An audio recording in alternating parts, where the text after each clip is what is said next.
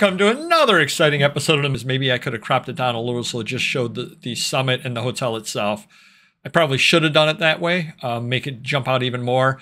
That being said, it sold in about a week and a half, so I don't think that would have really made a huge difference in it.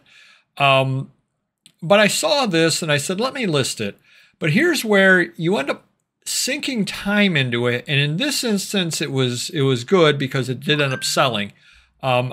I paid, I don't know, 50 cents, thereabouts, maybe a quarter, something other like this for the item.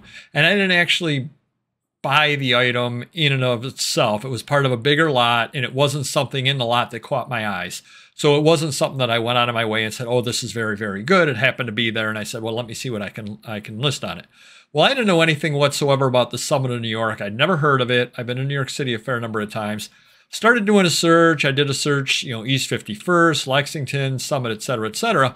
Well, what I wound up finding on a Google search, just a simple Google search of Summit of New York, is this article here that you see from the New York Times, which was talking about the most hated hotel, Flamboyance of Florida. Long story short, the architect built a hotel in the style of other hotels he had built in Florida.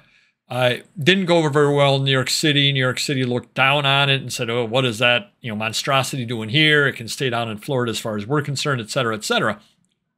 But from the articles that I was reading, I caught the architect's name here, Morris Lapidus, which I then immediately put up over here in the listing. So it is a hotel of some renown, now not for the positive reasons, for the negative reasons, and he is an architect of some renown, known for the Florida stylings. But that's the sort of thing that you go and you start getting into, and you never know for sure where it's going to lead. Years ago, I would have just simply listed Summit of New York City, hotel, East 51st, Lexington. Would have priced it up at like $15, probably would have gotten a $10 offer on it, and it would have sold. And that would have been that. So I would have gotten $10 plus $3 shipping. I would have gotten $13. Doing the research, I priced it at $24, took a $20 offer, has free shipping. I basically made, off of the way that I used to list, made $7 extra by doing this sort of research, or basically a 50% increase in my profits by doing the research. The problem comes in, you sink the time in and there's no guarantee of a payoff. Maybe there was nothing special about the hotel. Maybe Morris Lapidus wouldn't have been a famous architect, in which case you spend a minute or 2 minutes on listing it and you don't end up making the money out of the listing. So that's one of those things you've got to kind of decide, am I going to do it, or am I just going to put listings up, quick listings up, the front of the brochure, list Summit Hotel of New York City and put it up. I've chosen the other route. I've chosen a route where you show the multiple pictures. I've chosen a route where you not only do that, but you also put in, the extra research on it. And I'm finding that it pays off for me. But there's no right or wrong answer in general. This is a brochure from 1963. At least it's recent enough that you can find some information about it. I've tended to find that some of the things from the 1890s, 1880s, it's almost as though they didn't exist. You go and you spend a lot of time on research and you don't end up getting any information out of it whatsoever. So that has to be something or other you decide. And if you take a look at the various items I have here, you'll see, just various listings that I've done, some older, some newer. Take this listing over here, for example, on the newspaper. I actually went through, now granted it's a small newspaper, New York Daily News is somewhere between 24 to 48 pages in general, but I went through page after page after page in order to find the best things to list, put pictures up of all of the important things to list, and ended up getting $24 out of it. But I had to put up, the back cover picture and all of that. There's Gordie Howe, et cetera, et cetera. When you get started in a listing, you're not certain of whether there's going to be anything worthwhile in the paper.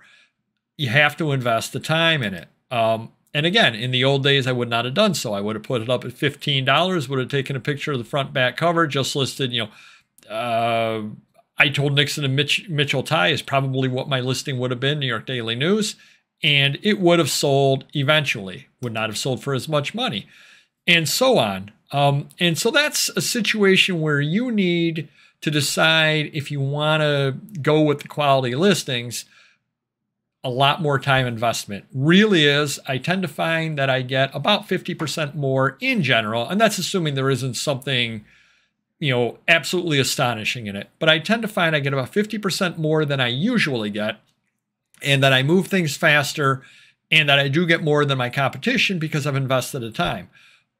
Downside of it is you're only so many hours in a day, and I do have a huge backlog of material.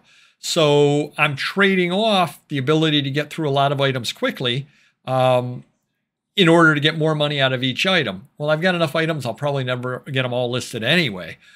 So it's a tough trade-off to decide whether it's worth your doing or not. Again, there's absolutely nothing wrong with the volume selling. You slap up one picture, you do a quick listing of whatever you can see immediately on it.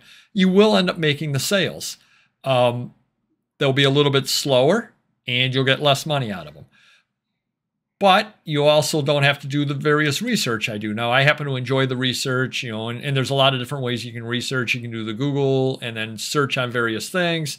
Sometimes nothing turns up underneath the one keyword, et cetera, et cetera.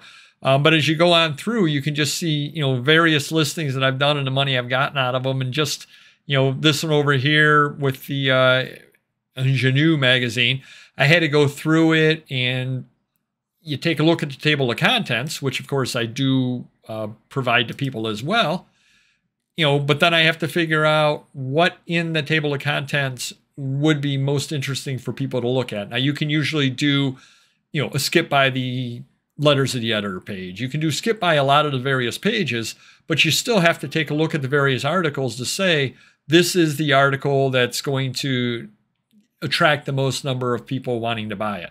And again, I'm not certain what bought it there, or what sold it, but Carol Burnett was in there, so I did that, and so on.